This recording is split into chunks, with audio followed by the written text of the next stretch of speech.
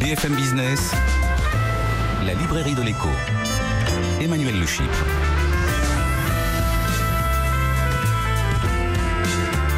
Bienvenue dans la librairie de l'écho, l'émission de BFM Business qui vous offre chaque semaine le meilleur de la littérature économique. Alors évidemment, pas d'émission sur les livres sans auteur. Ils seront nos invités dans la première partie de l'émission. Avant que nos critiques attitrés, Jean-Marc Daniel, Christian Chavagneux, vous fassent part de leur coup de cœur et de leur coup de gueule. En l'occurrence, aujourd'hui, un livre, un seul, au cœur de leur discussion. Et vous allez voir, c'est un livre monumental. Et puis, nous clôturerons l'émission avec nos chroniqueurs, notre bibliothécaire Stéphanie Colo, qui vous présentera son livre d'avant, et Benaouda Abdelhaim, notre globetrotter, qui lui vous fera découvrir ses livres d'ailleurs. N'oubliez pas notre compte Twitter, notre page Facebook Librairie de l'écho, et on démarre tout de suite avec nos auteurs. Alors, c'est une nouvelle technologie complexe qui est au cœur de la librairie de l'écho cette semaine, une révolution conceptuelle et technologique, mais qui va sans doute révolutionner aussi nos vies et les fondements de notre société, pas moins. Cette nouvelle technologie, c'est la blockchain et le bitcoin, dont on ne peut la dissocier, mais si les enjeux de ces technologies sont majeurs, qui en comprend vraiment les tenants et les aboutissants? Eh bien, au moins nos invités. Et c'est ça qu'on attend d'eux, qu'ils nous expliquent un petit peu tout ça. Le premier d'entre eux est Stéphane Loignon. Bonjour Stéphane. Bonjour. Stéphane, vous êtes reporter au Parisien Magazine, vous êtes expert des sujets technologiques et vous publiez Big Bang, Blockchain, la seconde révolution d'Internet aux éditions Talendier. Notre deuxième invité est Jacques Favier. Bonjour Jacques. Vous êtes normalien agrégé d'histoire, vous animez le site La Voix du Bitcoin et vous avez co-écrit avec Adli Takal Bataille, qui lui anime le site Coin, on peut le dire comme ça. Le Coin, oui. C'est le clin d'œil. Voilà, vous publiez donc Bitcoin, la monnaie acéphale aux éditions du CNRS. Alors vous allez nous prendre par la main, gentiment, tous les deux. Commençons par le commencement. Jacques Favier, c'est quoi un Bitcoin? Alors généralement, la première des choses qu'on vous dit, c'est que c'est très compliqué. Comme ça, on pense que vous allez passer à autre chose. En fait, l'euro aussi, c'est très très compliqué, mais ça, on ne vous le dit pas et on ne fait rien pour susciter ni l'intérêt ni le scepticisme du citoyen. Alors, le fait que Bitcoin soit très compliqué, j'en disconviens pas, c'est pas une chose nouvelle. Et déjà, il y a un siècle, Paul Valéry notait dans La crise de l'esprit qu'on vivait entouré de techniques qu'on ne comprenait plus. Bitcoin, c'est compliqué, mais c'est enthousiasmant et c'est intéressant d'essayer de le comprendre. Je ne vais pas emmener les gens jusqu'aux lignes de code que moi-même, je suis incapable de lire. Dans notre livre, Adli et moi, ce qu'on essaye de faire, c'est 4 choses. D'abord, susciter l'intérêt. Ensuite, bousculer des idées reçues, parce que dès qu'on parle de la monnaie, on est face à un mur d'idées reçues. Enfin, expliquer quand même comment ça marche et comment ça tient debout. Et quatrièmement, essayer de montrer vers quoi ça peut nous emmener. Maintenant, pour essayer de dire les choses simplement, il nous a fallu 272 pages et 180 notes. Vous me demandez de le faire en 2 minutes, ça va être un peu tendu et volontairement... Et ça va être ça toute l'émission. Voilà. C'est quoi? C'est une monnaie? C'est... Non, au départ, fondamentalement, Bitcoin est un protocole. C'est un protocole comme l'alphabet latin ou comme TCP. Ce protocole, ça commence mal, là. Protocole, c'est une façon d'échanger. D'accord, une façon d'échanger. Voilà, ça donne aussi le protocole de courtoisie. Il y a des façons d'échanger. L'alphabet latin est une façon d'échanger. TCP est une façon d'échanger. Bitcoin est une façon. C'est ce qui fait marcher Internet. Bitcoin est une façon d'échanger des bitcoins. Bitcoin est un protocole ouvert, libre, et c'est un protocole essentiellement transactionnel. Bitcoin est un protocole par lequel, entre nous, on peut échanger des unités de compte qui sont des bitcoins.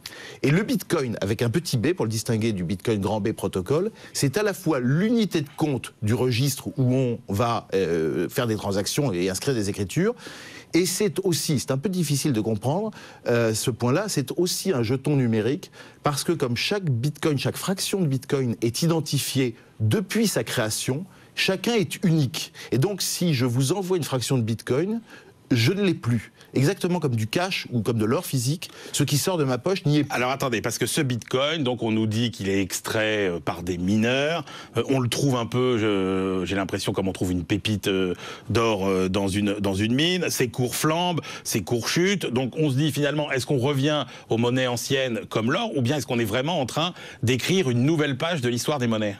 Je dirais les deux. D'abord, la parenthèse ouverte le 15 août 71 par Nixon, qui a décidé qu'il n'y avait plus aucun lien de quelque nature que ce soit entre la monnaie et la valeur intrinsèque de l'or, en l'occurrence, ça remonte pas au Moyen-Âge, même si la plupart du temps, quand les gens en parlent, on a le sentiment que ça a toujours été comme ça. Non, ça remonte au début des années 70. Alors oui, Bitcoin marque un retour à la monnaie-valeur, même s'il est assez difficile, et on s'en explique longuement dans le livre, de dire en quoi il y a de la valeur accumulée dans Bitcoin.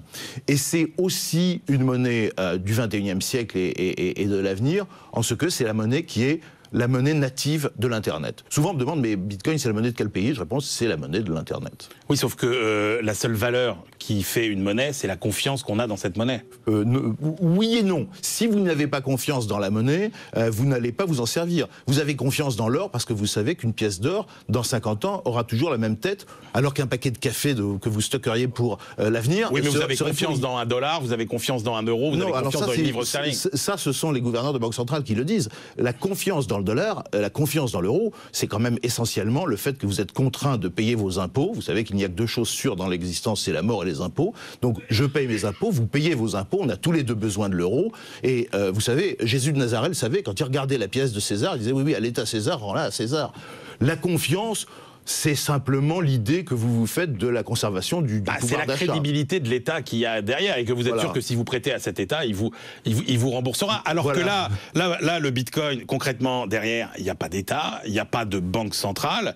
Vous dites c'est une monnaie acéphale. Ça veut dire quoi, c'est une monnaie acéphale? C'est-à-dire que c'est une monnaie qui n'est pas sous la surveillance d'un tiers. Aujourd'hui, souvent on a insisté sur le côté numérique du Bitcoin en disant en fait, il n'existe que dans un livre électronique. Vos euros aussi, à part les quelques-uns que vous avez sous forme papier, vos euros à la banque du coin de la rue, ils sont dans un livre. Mais le livre, il est régi par la banque. Et si la banque veut supprimer une écriture, demandez aux Chypriotes, ils vous expliqueront comment ça se passe, ça peut disparaître. Alors que le livre de Bitcoin n'est pas censurable par une autorité unique. En ce sens, Bitcoin est une monnaie acéphale qui n'a pas de chef. Et le livre n'est pas unique dans les caves de la banque. Il est dupliqué dans des milliers de nœuds. Il est entretenu par des milliers de mineurs qui vont ratifier les écritures avec un protocole qui dégage un consensus. Là, c'est un peu compliqué. En gros, je vais dire, ça leur coûte cher de faire ce travail de validation des écritures, et donc ils sont payés en Bitcoin. Concrètement, qui a intérêt à payer en Bitcoin? Est-ce que c'est plus pratique qu'une monnaie pour certaines transactions? Alors vous savez qu'on dit toujours c'est un peu la tarte à la crème, c'est un peu la monnaie des mafieux, c'est la monnaie des trucages, c'est la monnaie des clandestins, c'est la monnaie des gens qui veulent dissimuler des choses. Non, là je vais vous dire ce que m'a dit récemment un gradé de la gendarmerie: si vous avez des grosses sottises à faire, faites-les en cash. Parce que le Bitcoin n'est pas une monnaie anonyme mais pseudonyme. Autrement dit, si vous voulez acheter un livre ou aller au restaurant sans qu'on en garde la trace, vous pouvez le faire en Bitcoin. Si vous voulez faire des véritables crimes, n'ayez pas peur, les services secrets vous retrouveront. Qui a intérêt à payer en Bitcoin? Écoutez, aujourd'hui, on dit toujours Bitcoin est une expérience, une expérience qui a 8-9 ans. Les use cases ne sont pas encore totalement fixés. On peut en voir plusieurs. Ont intérêt à payer en Bitcoin les gens qui veulent envoyer de l'argent à l'étranger, parce que c'est relativement, malgré tout, plus rapide et moins cher que les solutions classiques. Ont intérêt à payer en Bitcoin les gens qui veulent les machines. On oublie toujours que sur Internet, on coexiste déjà avec un nombre important de machines connectées, et que les acteurs, les gens qui sont sur Internet, le pourcentage des êtres humains va disparaître. Pour le moment, vous pouvez payer parce que vous avez la personnalité juridique. Ce qui fait une machine ne peut pas payer aujourd'hui. Une machine, si, vous pouvez autoriser la banque à débiter une machine de 20 € par jour dans des encours, mais c'est toujours une excroissance de votre personnalité juridique. Une machine qui pourrait calculer, qui pourrait décider, sans Bitcoin ne pourrait pas payer. On va en venir tout à l'heure au smart contract, à toute cette économie automatisée. Bitcoin, on a intérêt à payer en Bitcoin quand on veut programmer le paiement, ajouter de la donnée, ajouter de la valeur, ajouter des conditions au paiement. Mais concrètement, Jacques Favier, c'est une monnaie pour les geeks ou c'est une monnaie pour les gens ? Alors aujourd'hui, ça reste une monnaie pour les geeks, en sachant qu'il n'y a pas de définition stricte du mot geek. Quand je regarde nos membres du Cercle du Coin, quand je regarde les invités de nos repas, ils ont un point en commun, c'est finalement d'être des gens qui ont l'esprit ouvert et qui sont curieux. Vous dites plusieurs futurs sont possibles pour le Bitcoin. Est-ce que vous pouvez nous esquisser les différents scénarios possibles? Est-ce que c'est une monnaie qui va supplanter toutes les autres? Est-ce que c'est une monnaie qui va rester cantonnée à certains types de transactions? C'est un point qui divise les tenants du Bitcoin, avec des implications philosophiques, mais aussi avec des enjeux concrets dans le paramétrage du protocole et l'évolution de ce paramétrage, la taille des blocs, etc. C'est aussi un point qui nous a parfois un petit peu divisé, Adli et moi. Alors on a réussi à ne pas se disputer quand même pour ça, parce qu'on n'était pas toujours exactement d'accord. Adli, Takal-Bataille étant plus dans l'idée que ça peut devenir une monnaie véritablement universelle, y compris pourquoi pas pour payer le café. Moi, j'incline un peu à une certaine réserve et à penser que ça pourrait être surtout un rôle de monnaie pivot, de réserve sur Internet, peut-être une monnaie de compensation des autres crypto-monnaies. Mais en fait, sans que nos positions soient caricaturales, on converge tous les deux vers l'idée qu'on va vers un Bitcoin Exchange Standard, c'est-à-dire que ça va rentrer dans les références de valeur internationales. Quels sont les défis aujourd'hui que doit surmonter le Bitcoin? Quels sont les obstacles à surmonter?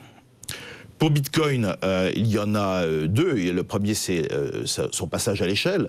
Un certain nombre de prophètes de malheur assurent que Bitcoin ne marchera pas parce que ça bloque, parce que ça patine, parce que c'est cher, parce que c'est lent. Mais ça, je dis toujours, c'est comme l'ascenseur. Quand tout le monde s'en sert en même temps, ça prouve pas qu'il faille le supprimer, ça prouve qu'il faut l'améliorer. Il faut juste faire la queue, quoi. Faut juste faire la queue. Il y a un problème de passage à l'échelle, c'est évident, et il anime des débats parfois vifs, parfois acrimonieux dans la communauté. Il y a aussi un autre problème qui est politique, c'est-à-dire la réception de Bitcoin par l'opinion publique. Alors, Bitcoin a des adversaires. Quand vous dites on va se passer des États et des banques, il ne faut pas se faire d'illusions. Oui, parce que quand même derrière cette révolution, alors qu'on a présenté et qui semble toujours très technique, d'où le côté un peu rebutant, vous dites la vraie révolution, elle est sociologique finalement, parce que le monde du Bitcoin et encore plus le monde de la blockchain auquel on va tout de suite s'intéresser, c'est un monde dans lequel vous n'avez plus de tiers de confiance, c'est un monde dans lequel vous n'avez plus d'intermédiaires. Vous n'avez plus besoin des assurances, vous n'avez plus besoin des banques, vous n'avez plus besoin des notaires. Oui et non, ça on peut en parler. Les opinions sont variées, depuis ceux qui annoncent ce type de scénario jusqu'à d'autres. C'est un peu ce qu'on dit, c'est qu'on ne va pas faire disparaître les tiers de confiance. On va probablement aider à leur libéralisation. Vous savez, tout le monde ne va pas se laisser ubériser comme un taxi parisien. Vous avez des monopoles qui sont quand même mieux défendus. Quand ils sont défendus par les États, on ne peut pas mettre sur le même pied les banques, les notaires et les chauffeurs de taxi parisiens. Donc on va voir, de toute façon, il y a une vraie révolution mentale, c'est que dans l'usage de Bitcoin, et je ne saurais trop recommander à tous ceux qui veulent parler de Bitcoin d'en acheter pour l'équivalent de 20 € et de faire joujou avec, parce que c'est comme la bicyclette, si je dois vous expliquer comment on fait, ça va être très long, alors qu'en fait, prenez un vélo et vous verrez bien, et on comprend vous tout de suite tomberez à quoi une ça deux sert. fois, et puis après, faites-le, un certain nombre de conférenciers sur Bitcoin trahissent le fait qu'ils n'en ont pas. Après, je crois qu'il y a un obstacle qui est l'ignorance. On est habitué à se reposer sur les autres, ma banque s'en occupe. Il y a un rapprochement historique intéressant. Le fameux slogan « Votre argent m'intéresse ». La BNP s'en est servi en 73, c'est-à-dire 1 an et demi après le coup de force de Nixon, au moment où vous n'avez plus votre argent sous forme reliée à l'or, même si très lointainement d'ailleurs, mais où ça n'est plus que de la monnaie de banque. Il faut apprendre à se responsabiliser soi-même. Ouais. Et on a eu les mêmes réticences à l'époque vis-à-vis de la monnaie papier. Stéphane Loignon, c'est quoi le lien entre le Bitcoin et la blockchain ? La blockchain, en fait, c'est le registre de transactions qui est un peu sous-jacent à une crypto-monnaie comme le Bitcoin. Donc, ce qu'on appelle blockchain, c'est ce grand livre de compte où sont inscrites toutes les opérations faites dans une crypto-monnaie, par exemple le Bitcoin, mais par exemple aussi Ethereum. Et ce livre de compte a certaines caractéristiques, notamment celle de ne pas être tenu par un intermédiaire central, donc une banque centrale ou une plateforme, mais au contraire d'être partagé entre les utilisateurs du réseau. C'est-à-dire que chacun peut le consulter. Dans les grandes blockchains publiques comme Bitcoin ou Ethereum, chacun peut voir toutes les transactions. Donc chacun peut consulter toutes les transactions, chacun peut écrire sa petite page. Voilà, alors après c'est quand même... On peut le faire, mais c'est quand même un peu compliqué de rentrer dans le processus de validation des transactions, parce que là, on n'a pas parlé en détail, mais effectivement, ça demande certaines compétences, un certain investissement aussi, mais disons que c'est ouvert, on n'a pas besoin d'autorisation pour avoir le droit de valider. Pour mesurer l'importance un petit peu de cette nouvelle technologie, vous dites qu'il y a eu l'ordinateur individuel en 1975, il y a eu Internet en 1993, c'est la troisième grande révolution de l'ère informatique. Oui, moi j'ai l'impression qu'on est vraiment face à une innovation qui est assez fascinante, qui part effectivement du Bitcoin dont on a parlé, et qui là se multiplie sous différentes formes. Beaucoup d'autres projets de crypto-monnaie s'inspirent du Bitcoin, mais ajoutent telle ou telle capacité, avec après aussi peut-être d'autres inconvénients en contrepartie, mais on peut, grâce à toutes ces technologies-là, essayer d'imaginer une économie avec moins d'intermédiaires ou des nouveaux intermédiaires qui surgissent, plus de concurrence, des services meilleurs pour le consommateur, aussi la possibilité entre les individus de faire des transactions directes, donc des projets collaboratifs qui peuvent émerger. Alors, il y a 1000 applications. Vous dites la blockchain, il y a trois fonctionnalités principales. Vous dites, ça sert à payer. C'est un moyen de paiement numérique. 2, c'est un moyen d'exécuter automatiquement des contrats. Et 3, ça remplit un rôle de notarisation. Voilà, tout à fait. Alors, la première, ça sert à payer. Ce qui est intéressant, c'est que ça sert à payer en ligne, mais sans intermédiaire en plus. Donc, c'est-à-dire qu'on n'a pas besoin de passer par la banque ou par la compagnie de carte de crédit ou par aussi, mettons, une grande entreprise de transfert d'argent à l'étranger. On peut se passer de cet intermédiaire-là et envoyer directement ses bitcoins ou ses ethers d'un compte à un autre sur cette blockchain sans personne. Qu'on aura acheté avant sur un marché, on est d'accord? Voilà, effectivement, qu'on aura acheté avant sur un marché. Donc là, pour le grand public, c'est quand même plus facile de passer quand même par une société qui va vous faciliter cet achat-là, de manière sécurisée. Ensuite, la seconde application, vous disiez... L'exécution automatique des contrats. Voilà, donc là, en fait, on voit que toute l'économie est en train de s'automatiser. On l'a vu dans l'industrie ces dernières années. Là, les services, il y a la voiture autonome qui débarque. Et bien, la blockchain, toutes les blockchains vont contribuer à renforcer ce mouvement d'automatisation parce qu'on va pouvoir faire des transactions entre deux objets connectés. Donc, il y a par exemple une compagnie énergétique allemande qui travaille sur des bornes de recharge électrique pour des voitures autonomes. Donc la voiture autonome, elle passera, peut-être qu'au feu rouge, elle passera une transaction avec une borne qui sera sous le feu pour se recharger et continuer son chemin. Nous, en tant que consommateurs, on n'y verra que du feu. Enfin, on paiera sans doute quelque chose à un moment, mais tout sera automatisé et ça va contribuer à ce grand mouvement d'automatisation. Dans l'assurance aussi, il pourrait y avoir des assurances automatiques avec un versement au moment du sinistre. Alors, Jacques Favier est sceptique sur cette idée que finalement, on pourrait se passer des intermédiaires, des tiers de confiance. Ouais. Finalement, banque, assurance. Vous êtes plus allant. Disons qu'il y a la théorie et la pratique. La grande promesse de la blockchain, c'est de pouvoir faire une économie sans intermédiaire. Après, il y a la réalité, quand on construit ça concrètement, on a toujours besoin quand même de sociétés qui garantissent le service, mais là où je rejoins Jacques, c'est que ça va permettre de réintroduire de la concurrence dans des secteurs qui étaient un peu bloqués. Par exemple, vous parliez des plateformes Internet. Oui. Amazon qui est ultra dominant dans son secteur. Uber, pareil. Airbnb, pareil. On peut imaginer que des nouveaux acteurs commencent à investir ces marchés-là, même si ce sont des entreprises gigantesques, donc il est très difficile de les concurrencer. Mais par exemple, sur Amazon, il y a un projet d'ailleurs qui utilise le Bitcoin, qui s'appelle Open Bazaar, qui est un grand marché sans plateforme centrale, où chacun peut, un peu comme une brocante, disons, qui serait ouverte et dématérialisée, où chacun peut vendre tout ce qu'il veut en Bitcoin. Alors, pardonnez la naïveté de ma question, mais aujourd'hui, quand vous allez chez le notaire, vous signez des actes notariés, vous les gardez précieusement chez vous. Concrètement, les preuves que je suis propriétaire, etc., elles seront où, concrètement? Alors, on ne met pas les documents dans la blockchain, mais on met ce qu'on appelle le hash, c'est-à-dire, disons, l'ADN numérique d'un document. Et il y a des moyens de calculer cet ADN unique. Vous mettez un document dans un logiciel qui vous sort ce hash, et c'est ce hash qui est inscrit dans la blockchain. L'intérêt, c'est que les transactions ne peuvent pas être effacées après. Donc, une fois qu'on a cet ADN unique, on peut dire, voilà, aujourd'hui, à telle heure, j'ai été possesseur de ce document qui a cette empreinte unique. Et donc, ça paraît peut-être un peu technique, mais on peut imaginer un site protéger toutes les données administratives d'un État, inscrire des diplômes dans la blockchain. On peut imaginer aussi inscrire des titres de propriété immobilière. Il y a eu des initiatives dans ce domaine. Alors justement, vous parliez des États. La réaction des États vis-à-vis de la blockchain ou vis-à-vis du Bitcoin, c'est quoi? C'est la méfiance, ils y voient un outil d'affaiblissement de leur capacité de contrôle, d'autorité, ou bien au contraire, est-ce qu'ils y voient un atout? J'ai l'impression que c'est un peu en train de changer. Je pense qu'à la base, il y avait une énorme méfiance évidemment des banques centrales qui se retrouvent concurrencées par un système sans banque centrale. Donc elles étaient évidemment pas très d'accord avec de tels projets. Mais là, récemment, par exemple, on a vu que le Japon a autorisé le Bitcoin comme un moyen de paiement légal. Donc c'est la preuve quand même que des autorités s'ouvrent à ce genre de technologie. Également, apparemment, Vladimir Poutine a rencontré cette semaine le fondateur d'Ethereum, donc la seconde grande blockchain, preuve quand même d'un intérêt au plus haut niveau pour ce type de technologie. Je pense qu'au fur et à mesure, chacun comprend que c'est pas forcément une technologie qui va détruire entièrement l'économie d'avant, mais qui a une valeur ajoutée à trouver dans toutes ces innovations qui sont en train d'émerger. Et les banques centrales, elles disent quoi par rapport à la blockchain? Jacques Favier, vous nous direz un mot sur ce qu'elles disent par rapport aussi au Bitcoin.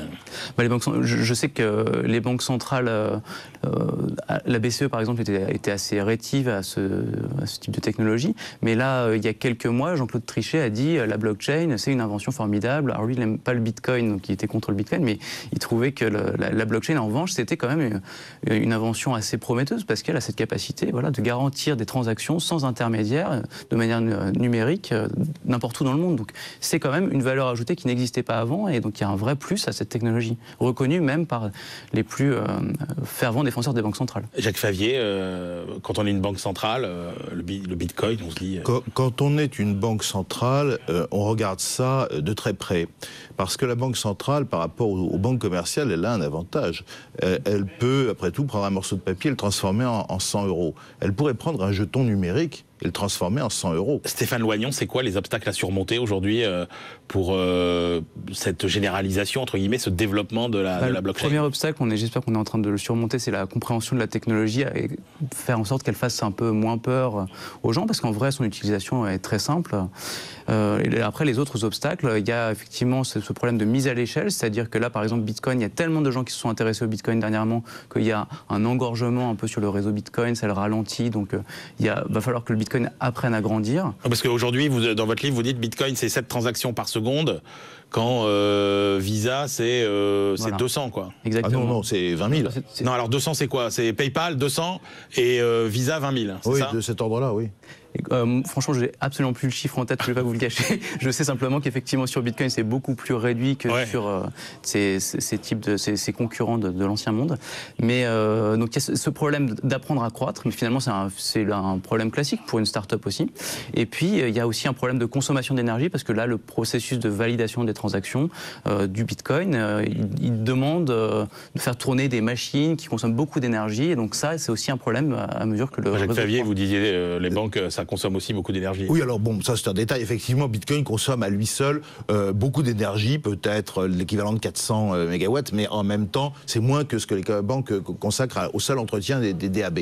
Non, ce que je voulais dire, c'est que dans ce que dit Stéphane, il a raison, il y a des problèmes de passage à l'échelle. Les solutions existent. Ce sont des solutions qui sont développées depuis 2 à 3 ans par les meilleurs matheux, cryptologues et codeurs qui soient. Alors, on en parle un petit peu dans notre livre, des choses comme l'implémentation du réseau Lightning, qui doivent permettre en surcouche par rapport à Bitcoin de développer des systèmes de transactions dans lesquels Bitcoin servirait, enfin la blockchain de Bitcoin servirait de chambre de compensation à d'autres couches de transactions. Donc le passage à l'échelle, sans forcément qu'on essaye de concurrencer Visa, je reviens à ce que je disais tout à l'heure sur pourquoi c'est faire, mais ces solutions, elles existent.